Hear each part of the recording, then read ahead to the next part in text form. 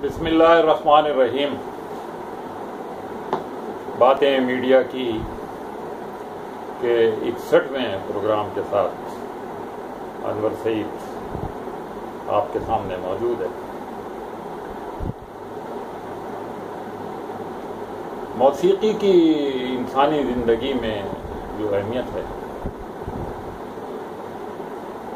اس کا انکاری شاید کوئی بھی نہیں، چاہے مذہبی طبقہ ہو، چاہے غیر مذہبی، چاہے لبرل لوگ ہوں، چاہے مادر پدر آزاد لوگ ہوں، چاہے کوئی بھی، ہر انسان کا دل اور اس کا دماغ موسیقی سے لطف اندوز ہونا چاہتا ہے۔ لیکن ہمارے دین اور ہمارے مذہب نے یہ بتایا ہے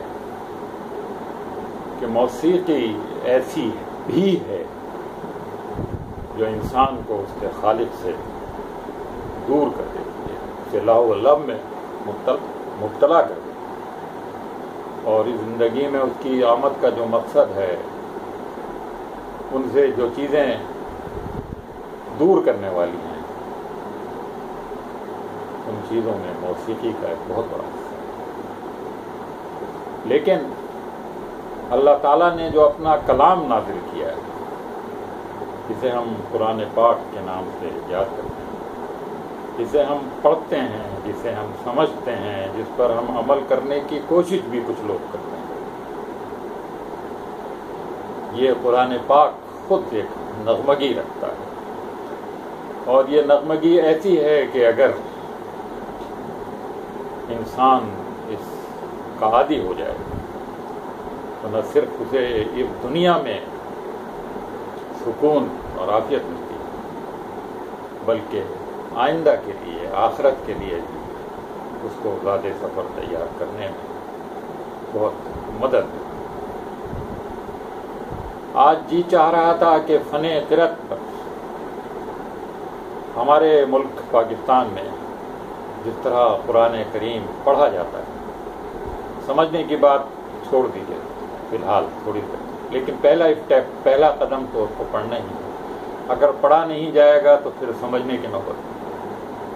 تو اللہ تعالیٰ کا بہت بڑا شکر ہے کہ پاکستان میں یہ رواج ہے، یہ روایت ہے، یہ ہماری زندگیوں میں یہ چیز شامل ہے کہ ہم جب کسی بھی کام کا آغاز کرتے ہیں تو ہم قرآن پاک کی تلاوت سے شروع کرتے ہیں۔ تلاوت یوں تو ہر شخص کرتا ہے، لیکن باقاعدہ ترتیل کے ساتھ جیسے کہ حکم دیا گیا ہے، قرآن پڑھنے کا ایک اپنا ہی مزہ ہے۔ اور ہمارے یہاں شروع سے ریڈیو پاکستان نے اس بات کا اہتمام کیا کہ صبح جب اس کی نشریات کا آغاز ہو تلاوت کلام پاک سے۔ شاید کچھ لوگوں کو یاد ہو کہ صبح 6 بجے جب ریڈیو کے نشریات شروع ہوتے تو پرانے وقتوں میں مولانا احتشام الحق تھانوی، قاری ظاہر قاسمی، قاری محمود الخلیل البصری کی تلاوت نشر کی جاتی ہے۔ اس کے بعد دیگر پاکستان میں اس فن کو ترقی دیا ہے۔ لوگوں کو تجوید کے ساتھ قرأت پڑھانے میں قاسمی برادران کا بہت بڑا حصہ ہے۔ ان کے سب سے بڑے بھائی جن کا میں نے ذکر کیا، قاری ظاہر القاسمی، اور پھر ان کے خاندان کے دیگر افراد، قاری آصف قاسمی، شاکر قاسمی، وحید ظفر قاسمی، اور بھی جو ایک دو ان کے بھائی ہیں، وہ سب اس فن سے آشنا تھے۔ اور کراچی میں دارالقرآن کے نام سے لذبیلا ہاؤس کے قریب ایک ادارہ تھا، اس ادارے میں محافل حسن قرأت منعقد ہوتی رہتی تھی،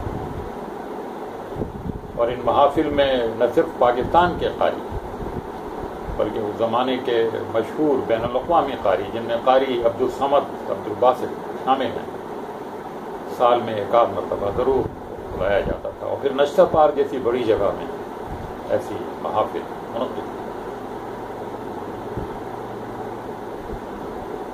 پاکستان میں تقریباً ہر جگہ یہ رواج ہے کہ ہر تقریب سے پہلے، چاہے وہ قومی اسمبلی ہو، چاہے وہ صوبائی اسمبلیاں ہوں، چاہے وہ انعامات دینے کی تقریب ہو، چاہے حکومت کی کوئی تقریب ہو، چاہے کوئی نجی محفل ہو، کوئی نجی تقریب ہو، کوئی سیمینار ہو، کوئی کانفرنس ہو، ان میں سب سے پہلے تلاوت کلام پاک کی جاتی ہے۔ اور یہ تلاوت اگر اچھے قاریوں سے کی جائے تو ان محافل میں شریک لوگوں کے دل پر ان کا اثر ہے۔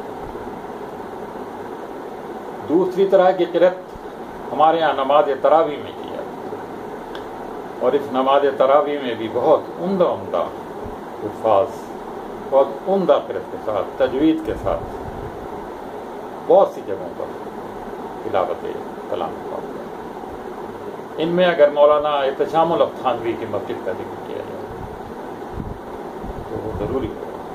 مولانا تھانوی جس لحن میں، جس نغمگی کے ساتھ قرآن پاک کی تلاوت کیا کرتے تھے وہ دل میں اتر جائے۔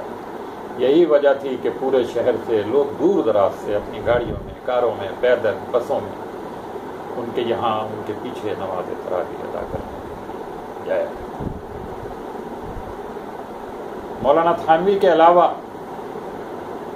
جو دیگر قراء نے ہمارے ہاں شہرت حاصل کی، ان میں قاری خوشی محمد، قاری صداقت علی صاحب، قاری عمر دراز، اور آج کل کے بہت سارے نوجوان قراء حضرات شامل ہیں جن سب کے نام یہاں نہیں لیے۔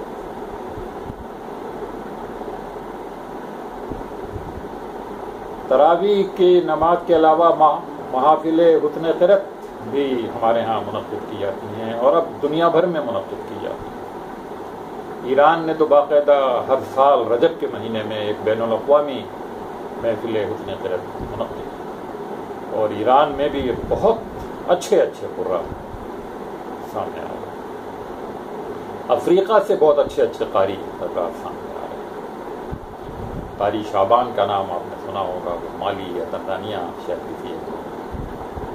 ان ملکوں میں بڑے اچھے قاری، اور افریقیوں کی تو آواز میں ویسے ہی ایک قسم کا صوت ہوتا ہے۔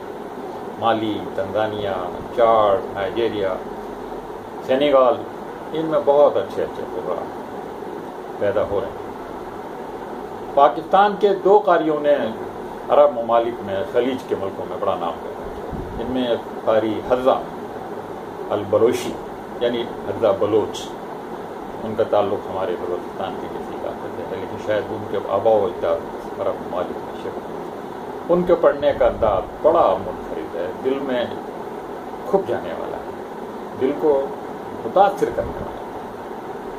انہوں نے جس طریقے سے قرآن پاک کی تلاوت کی ہے اس کو ضرور سمجھیں۔ اسی طرح ایک بچہ، خوددار کے وڈ علاقے کا ایک بچہ اسامہ ظہری اور اس کا بھائی چھوٹا، یہ دونوں حضرات اور ان کے والدین بڑے خوش قسمت ہیں کہ انہوں نے ایسی اولاد ان کو اللہ تعالیٰ نے عطا کی۔ اسامہ ظہری بھی تراویح میں جب قرآن پاک پڑھتے ہیں تو ایک سما اسامہ ظہری ہمارے نئے بچوں کے لیے، نئی نسل کے لیے ایک مثال ہے۔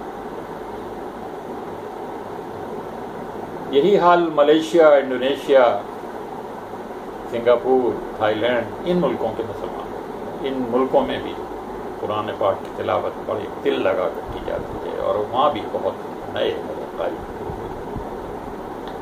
اس وقت سوشل میڈیا پر اور یوٹیوب پر جو قراء حضرات دنیا بھر کے موجود ہیں، ان میں قاری سید نور، جن کا تعلق سوڈان سے تھا اور یہ کافی پہلے کے قاری ہیں، ان کی تلاوت بڑی منفرد اور بڑی دل کو تقویت دینے والی، سکون دینے والی۔ اسی طرح مراکش کے قاری یونس اسویلس مغرب کے انداز میں، یعنی مغرب جسے ہم عرب جس کو مغرب کہتے ہیں، مراکش اور تیونس اور یہ علاقہ، وہاں کے وہ قاری ہیں، اور ان کا انداز بھی بڑا دل کا۔ قاری حسن صالح، جن کا بنیادی تعلق تو مصر سے ہے، لیکن شاید وہ امریکہ کی شہر نیو جرسی میں رہتے ہیں، ان کی تلاوت کا انداز بھی بہت دلکش و دلنشین ہے۔ ان کی تلاوت سننے کے بعد آپ ان کو بار بار اسی طرح سے قاری عبدالولی اراکانی، ان کی تلاوت بڑی منفرد تلاوت، خاص طور پہ جو انہوں نے سورہ واقعہ ایک تراویح کے دوران پڑھی ہے، اس کو سوشل میڈیا پر سنا جا سکتا ہے، اور وہ جس طریقے سے سورہ واقعہ پڑھتے ہیں